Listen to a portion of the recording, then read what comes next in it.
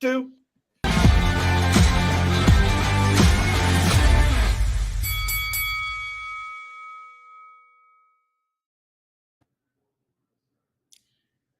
It is Thursday, a little different MMA Weekly Roundup. Dave and Auken to my left, my partner in crime, Elle Dawson. Elle, how are you today? What's up? I'm sore as hell today, Dave. Up. I'm like running around. I'm literally, don't mind me, I'm going to mix my protein up because I haven't had it yet. So, what kind of protein is that, by the way? It's peanut butter. Oh, you can't see the front. It's peanut butter. Okay. Just ignore me. I'll be here making my shake. We'll do that. So, guys, it's MMA Weekly Roundup, a thing we've been doing at the end of the week. Kind of like, I think it's our 3rd or 4th week of doing it. We usually do it on Fridays. I'm traveling, though, tomorrow. I'll be going to Pensacola for Island Fights 83, doing a little commentating gig on it. So I won't be able to do it tomorrow. So I was like, dude, let's do it today. Let's just we gotta put the world. Knock it out. We gotta give them content. People what they want, and they want the MMA Roundup. They do. And then with that, Dana White, I called in a favor. I texted Dana, I'm like, hey, can you drop the UFC 304 news? He's like, sure thing, Dave. So massive news for you, Dave. Anything for Fight Finance. But massive news today in the UFC world, UFC 304. Dean Toole's FaceTiming me. Should I get this? Always. Yeah. Anything can happen on Fight Finance, guys. Oh, I think he hung up on me. I think he just saw that I live. Unbelievable. This is what I got to deal with. All right, I'm sorry, guys. So UFC 304 is happening. No, we're not going to transport number to you, a gang. Facebook Live. I love it. All right. We all knew it was going to be Leon Edwards or Bilal. We all thought that was like the biggest, dirtiest secret in MMA. We all knew it. Bilal's been waiting. The kind of the funny thing that a little bit interested is they made that the main event. Like Leon and Bilal is the main event. The co-main we all thought was going to be Tom Aspinall versus, we heard rumors of Ciryl Gane. We heard rumors of Curtis Blades. Curtis Blades gets the nod. And they made that the co-main event, which is a heavyweight match. I know it's the interim, but let me just start right there. What do you feel about the co-main and the main? Do you care at all? I think it was the right call. Hey, do we know where this is yet? Do we know where 304 is going to be? Yeah, this is the Manchester, England show at 6 a.m. at 5 a.m. And I think Leon Edwards is a bigger star in Manchester than Tom Aspinall at this point in time. Yeah, That's a good post. At this point. Now, if we see Tom Aspinall, obviously, he has the interim belt. By all means, he is a champion, but it's not the undisputed belt. There's all these questions surrounding John Jones as, right now, Leon Edwards is the best guy in that division, and nobody is arguing against it. We don't necessarily think that about heavyweight with Tom Aspinall. The question surrounding him versus John Jones is still there. So I feel like Leon kind of has that one up on him at this point in time. And the Leon Bilal has been back and forth. They've been talking about it for so long. Curtis Blades, on the other hand, Curtis Blades isn't Bilal in this space. He's been kind of up and down. He wasn't super active. And then he had the big win over Jailton Almeida, which is what's put him in this position. But I don't think people were expecting Curtis Blades to have a title shot 6 months ago. I don't think they would have guessed that. Bilal Muhammad, on the other hand, people have been like, why hasn't Bilal Muhammad had a title shot yet for years, right? So that's something that's been constantly pushed, constantly talked about. So I think that fight, just with everything surrounding it and Bilal finally getting his shot, is a smidge bigger than Aspinall and Curtis Blades. So I get it. I'm with it.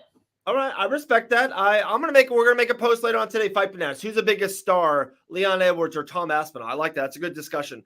You said something about Curtis Blades, and okay, let me do this to do that. Right, Curtis. You want me to give you some Curtis Blades wins? What's Curtis Blades' record, overall record? I do not know. 18-4, 13-4 in the UFC. Right, good record. Yeah. His 4 losses: Francis Ngannou, Derek Lewis, and Sergey Pavlovich. Good losses, right? He doesn't have a bum loss.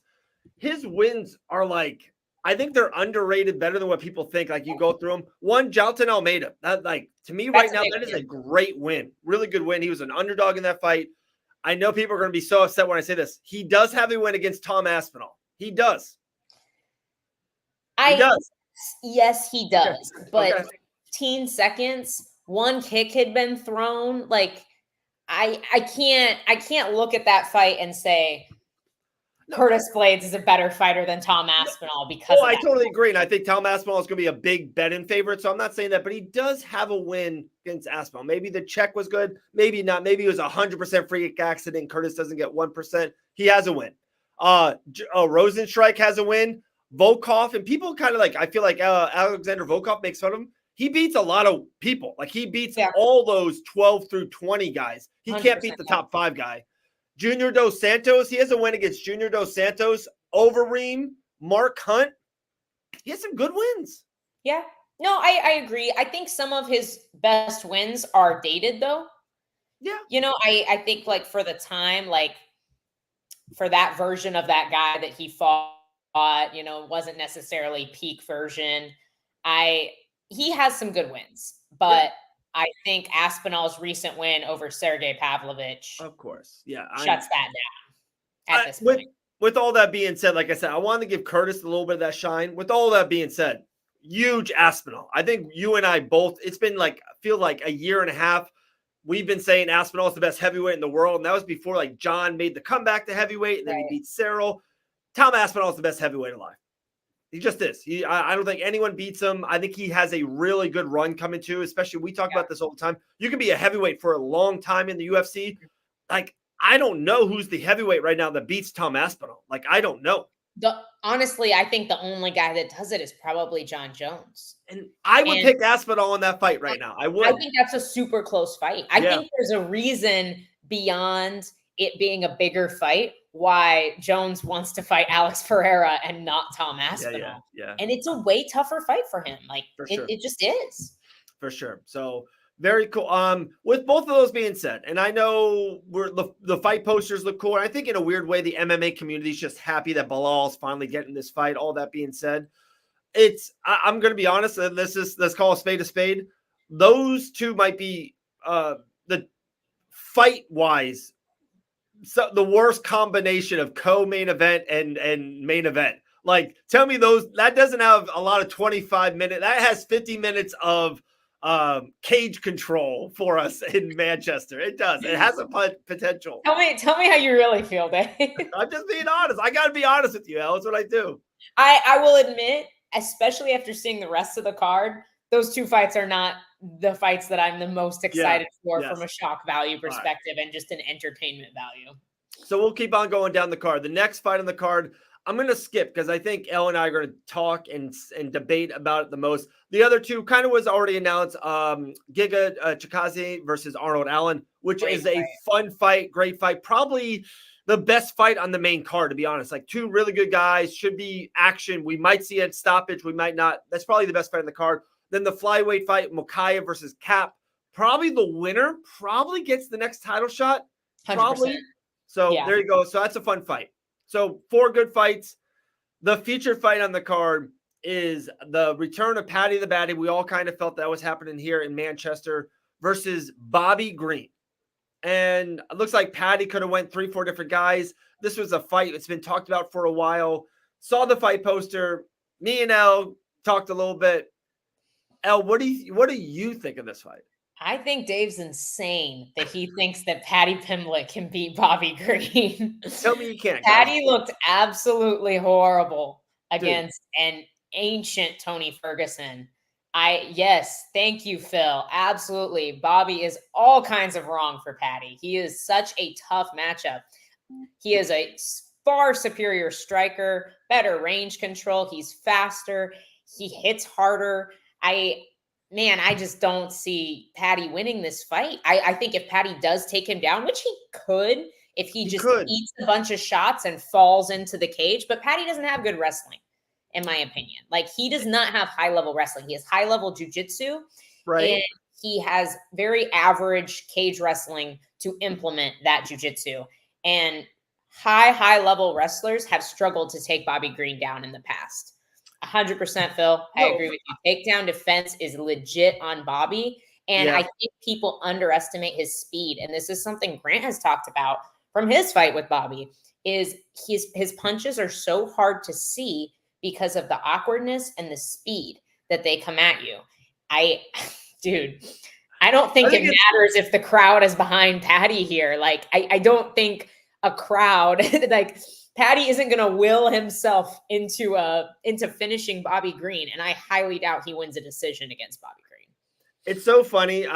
You said something there that was just so light bulb to me. And we don't have to tell all of our conversations off air, on air, but of course, Grant came on the call. We went back and forth a little bit. It's so funny that we're debating this topic. And literally, Grant was in the cage with Bob Green. Like, there's no other person in the world. Like, Grant has the most, like, oh, I seen these punches. I felt it, whatever. Like, I don't know. My point, all I was saying is, for one, is I think Patty will be, one, a slight betting favorite in this fight, or it's going to be very close in odds. I think it's going to be close in odds. You think Vegas is that stupid? Just because Patty's from Manchester? You think Vegas is that dumb? No, Vegas is not dumb. Like, it's... exactly. You might be right. If Bobby... It'll either be even money or it'll be real close. Real close.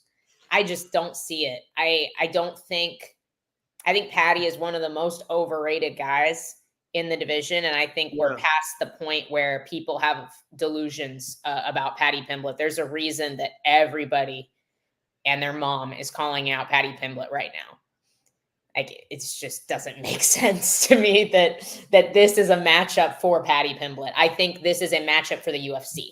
I think they like it's Patty. A great matchup for the UFC. Great matchup for the Patty UFC. To sell a fight, and they know Bobby Green is a great dance partner for somebody like Patty to sell a fight, because Bobby Green's banter, and he will fight with him at the press conference, and he will promote it on Instagram. This is a great fight for the UFC and for Bobby Green. This is not a good fight for Patty Pimblett. Like I said, I know the fights look big and sound big. It's Aspinall defending his championship, and it's Leon who barely fights. He fights kind of once a year. Bilal's been waiting this fight for a long time. But let's just kind of call a spade a spade. Those four guys, and Curtis Blades is a part of that too. Those guys don't move the needle. Those guys are not selling pay-per-views. They're guys at the press conference. That wouldn't be a fun press conference. Those four guys, like, they needed Patty on this card. And then, like, I don't want to throw out anyone in particular, but if you just throw out Patty against a normal white MMA fighter who can't talk trash, like, that's not fun. Like, Bobby and Patty will be the people's main event by the time this fight night happened, this pay-per-view. Like, this is going to be talked about. They're going to go on all the shows. They're going to yell at each other, press conferences. I bet you they're smart. They'll be there in Vegas at the 303 when Connor and Chandler are fighting. Like, those guys will get into it. It is what it is. No, my 100%. Point to you on, I know it's the perfect fight for the UFC, but and maybe you think it's better for Bobby. I said to you on the phone, and I think you maybe got what I understood. Patty has to fight someone between, to me, 12 and 17. He has to. Like, he's just in that radar. Because of his name value, not because of his skill level. Right, but Patty wants to move up too. Patty thinks he's that good. It's not like Patty's not. I don't even think Patty thinks he's that good anymore. I think Patty's own delusions are gone, and it's all about getting paydays now for as long as he can stay in the UFC. Like, his jiu-jitsu is super stellar. His wrestling is not. No, I agree. Okay, I wanted to talk about a point on that. His jiu-jitsu is good. He doesn't have to get him on the ground via wrestling, though, Elle. It could be a scramble. It could be somehow they're clinched on the fence. Maybe Bobby's going in on him, and all of a sudden, kind of Patty pulls him into the cage, and then they get. It's the scramble. Patty's too slow in the scramble. He's not a good scrambler, and Bobby Green is very quick, very slippery. Wow. Islam struggled to get Bobby down. He obviously, once he got him down, he's Islam and he has phenomenal control. But yeah, I agree with you, Goose. Imagine what Grant does to Patty. Like, yeah, Patty is a great household name, but I don't think he's UFC caliber. Okay. I don't think he is. He definitely lost the fight to Jared Gordon. That was a horrible, horrible decision. I rarely use the word robbery, but that was a robbery. I don't think that fight was super close. Chase Hooper. That's the cap for Patty Pimblett is losing a decision to Jared Gordon and beating a really, really old, should be retired Tony Ferguson. I don't think Paddy Pimblett is going places. And I don't really understand why there's still a fan base that thinks he is, to be completely dude, honest. I'm definitely not a fan of Paddy. I thought we were past that. Let's get that clear. I'm definitely not a fan of him, but I don't know. It's weird. There's a difference, Sean. Chase Hooper got in too young. Yeah. Chase Hooper and Paddy Pimblett are not the same guy. Chase Hooper got into the UFC way, way, way too young and had a lot of time to develop. That's different. Also, he made a weight class change. Now, I could see Paddy doing better at welterweight, maybe. But then he's going to have to fight bigger guys. Yeah, he is small. And longer guys. But this weight cut is not doing him any favors by any means. And I agree that was part of Chase Hooper's problem as well. But I don't think these guys are the same guy. Yeah. I think Chase Hooper is training way harder outside of fight camp than Paddy Pimblett is. And hence why Paddy is seeing plus 200 on the scale in between fight camp. You can't be training at an elite level and see that kind of weight change. You'd be burning more calories than that. I've never seen a guy blow up like that that's working super hard outside of fight camp. Very cool. All right, so that's our first takes on UFC 304. We got one more little topic, and after that, I'm going to run out. I've literally got 6 missed calls in 12 minutes. It's shoot. Yeah, the good Lord, 4 different people. So good Lord doesn't want me to do a weekly. We got to go fast today. Let's do it. I know. So the last topic I want to talk about, it's a fun topic. It's a debatable topic. It's a conversational piece. Sean Strickland went on his social media, and, Sean Strickland usually is not that guy to make up something or bluff something. He kind of calls a spade, sometimes too much. Like, sometimes you have to play the game in life. Sean Strickland doesn't play that type of game. He keeps on rolling. Hey, thanks, Sean. Wait, did the Knicks won a game? They did. They're up 3-2 right now. They're up 3-2. I know nothing about looking good. Whatsoever. Thanks, Sean. So Sean Strickland did say that Paulo Costa has not signed that contract. They're supposed to be the main event of UFC 302. Not main event. Co-main. My fault. Yeah, that's coming up quick. Yeah, it's like, dude, I just talked to Grant. I'm like, Grant, you're leaving in 10 days. You're flying out. So, I don't know what's the deal. Do you think, I guess the fun topic is, if Costa doesn't fight, and you go to his Tapology, there's a lot of, not green or red. There's a lot of skip fights in there. Who would sub in? Do you think, one, there's a reason why they added the Kevin Holland fight just in case this fight doesn't happen? Or do you think they'll get a short notice guy? Is that short notice guy a Brendan Allen Allen who wants that rematch? Is it a Marvin Vettori who got hurt last time? Who do you think it could be, Elle?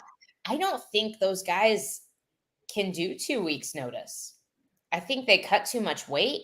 And the UFC is not a fan of catch weights, especially in those upper weight classes, because a catch weight at 185 usually isn't 10 pounds. These guys cut 20, 30 pounds. And then it just it looks bad for the UFC, because it's like people see how much weight these guys cut. If they have to do a 30-pound plus catch weight to bring in somebody, I think Kevin Holland is probably the only guy that might be able to step in. So you think that his fight against Michael Ozaleza gets scrapped? I think they would rather have Holland and Strickland in the co-main event. That's a great fight. Yeah, I think they'd rather have that fight than Olajaychuk and Holland on, earlier on the card.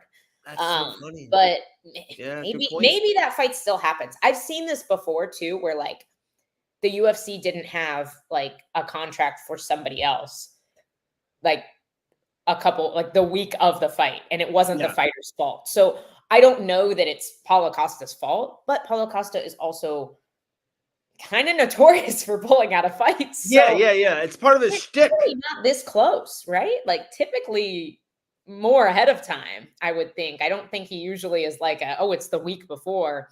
And Costa is like, nope, I'm not fighting. I will say, I really hope Paulo Costa is on this card, because every single time Paulo Costa is on a pay-per-view, the champ loses his belt. Yeah. So, we need the good juju for our boy Dustin Poirier on this Dustin card. Poirier slips the gilly, finishes the story at UFC 302. That'd be crazy. Yeah, so I'm intrigued.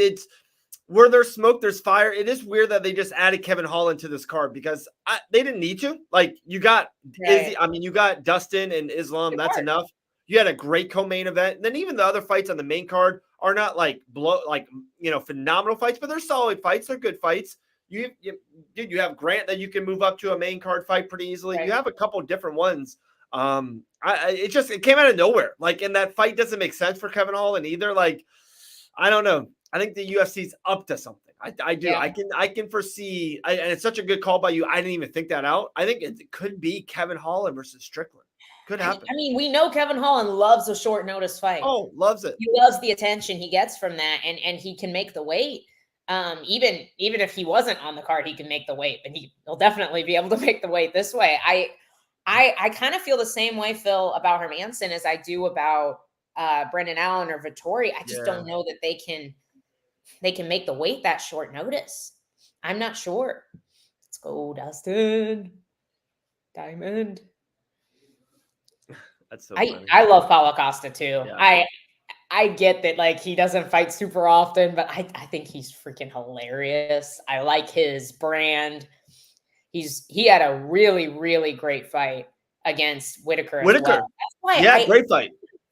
I kind of would be surprised if Paulo Costa didn't fight this fight unless he's injured, because I feel like he has a lot of momentum. Even though he lost to Whitaker, he had some really great moments. He almost finished the fight. Some people, like, it was very, very close. Some people thought he won. So I feel like there's a lot of momentum behind Costa right now, and a fight against Sean Strickland only amplifies that, because we know how polarizing of a guy Sean Strickland can be. Queen, I hope we're the 10% that are not. I love it. What a good comment by the Queen. What a good comment. That's awesome. I love it. All right, guys, we're gonna run. Like I said, when you're busy, you're busy. Fight bananas, and we're busy right now. I'm gonna run. I know. I wish we could talk longer, but I know you gotta go. You gotta head out. For sure. It's but fine, enjoy the weekend. Saturday night, I believe they're gonna have a post-fight show. Also, I will be live at Island Fights in the Panhandle, so we might get some content out of there. Elle, you know that if anytime you want to go live or do anything on IG or on this, come through. But I think we're done through the week. Next week, we got Boxing Bananas. We got Fight Bananas show live for 2 hours. We got Bet and Bananas on Wednesday night. We'll do another weekly roundup, so cannot wait. Let's see. Dave, good luck. Thank you, Sean. Appreciate it, brother. Appreciate it. Awesome show. Thank you, Phil. Hey, Fight Bananas official. There's going to be a new post. Goose wrote a great article about Usyk and Tyson Fury this weekend. Really good article. Go check that out on fightbananasofficial.com. So there we go. All right, guys, I'm out. Elle, anything else? How was that shake? The shake was good. First Farm took care of you? It's peanut butter. All right. There you go. I always forget which way to turn it to, like, get it to actually go in front of the camera. The mirroring messes with me. All right, guys. Thank you so much for joining us. Sorry this was shorter than we'd want it to be, but we gotta peace out. Dave's got stuff to do. I don't, but Dave's a busy man. Crazy. Hey, Top Left Corner Productive Athletes Club. Go check them out on IG. Shout out. Peace. We'll see you guys next week.